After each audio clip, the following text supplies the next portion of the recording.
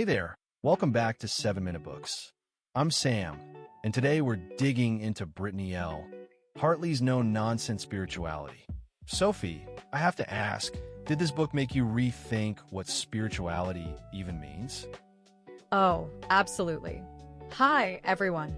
This book is like a breath of fresh air in a room full of incense and crystal shops. Hartley basically says we've overcomplicated spirituality to the point where it's become a performance. And I think a lot of us are secretly exhausted by it. Right. She starts with this concept of spiritual bypassing, which I found super convicting. It's when we use spiritual ideas to avoid dealing with real pain. Like saying everything happens for a reason when a friend is grieving, instead of just sitting with them in it. Exactly. She calls that a sophisticated form of denial, and I think we've all done it.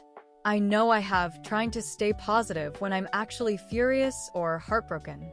Hartley says that creates a split between our spiritual self and our human self, and that split is the root of a lot of suffering. Yeah, that really hit me. She says real spirituality isn't about escaping your life. It's about showing up for it. And showing up means feeling all the feelings, not just the pretty ones. And she's got no patience for gurus. She makes this strong case that looking for an external authority is often a way of abdicating responsibility. True spiritual maturity, she says, is becoming your own authority, not in an arrogant way, but by trusting your own direct experience. That's scary though, right? I mean, it's easier to just follow someone else's rules. But she says the role of a teacher isn't to give you answers.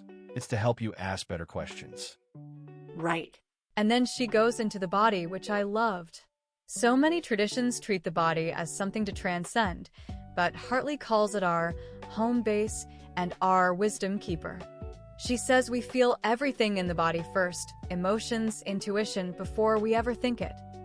So spirituality isn't about floating off into the ether. It's about feeling your feet on the floor and noticing the tension in your shoulders. That's way more grounded. Exactly. And she has this simple framework for working with difficult emotions.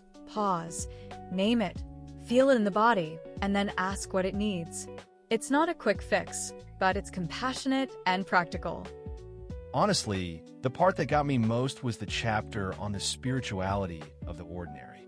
She says the most sacred moments aren't on a meditation cushion. They're washing dishes, folding laundry, being stuck in traffic. How do you show up when you're tired and irritable? She calls it chopping wood, carrying water, spirituality. It's about bringing the same reverence to a sink full of dirty dishes that you would to an altar. And I think she's right. That's where real practice happens. Not in the special moments, but in the mundane ones. In relationships, she says they're the ultimate spiritual practice because they mirror all our blind spots and triggers. And the goal isn't to be endlessly loving and accommodating. It's to be honest, accountable, and willing to do your own inner work. She even says healthy conflict is the core of a spiritual relationship. Being able to disagree, set boundaries, apologize, and repair. That takes so much courage. What about the shadow? She borrows from Jung and says we have to integrate the parts of ourselves we've rejected: anger, jealousy, and shame. The energy we spend hiding them is stolen from our vitality. Right. She says to look at the people who trigger us most and ask, what does this person reflect back to me that I'm unwilling to see in myself? It's about making friends with our monsters. And she takes on manifesting and the law of attraction, which I appreciated. She says those ideas have been twisted into spiritual materialism and victim blaming. Like if you're poor or sick, you just didn't manifest well enough. That's cruel. Yes. She says true power isn't about magically bending reality. It's about developing inner resilience to meet whatever happens with grace and agency, taking action where you can, and making peace with what you can't control. So what's the goal then?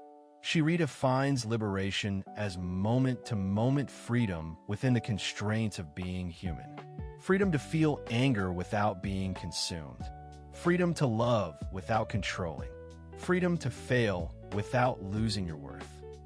It's a gradual practice of unlearning our conditioning, our defenses, and our stories, peeling back the layers of the false self to reveal the authentic, vulnerable, connected being underneath. You know, the takeaway for me is that spirituality isn't about becoming superhuman. It's about becoming fully, messily human. And that's actually liberating. And if you want to explore more books like this, the whole library is over on 7minutebooks.com/app. They have over 6,000 fiction and nonfiction titles you can read or listen to in any language, and it starts at $2.99 a month, $9.99 a year, or $19.99 for lifetime access. So true spirituality is showing up for the ordinary, messy, beautiful life you already have. Thanks for listening, and we'll see you next time. See you then.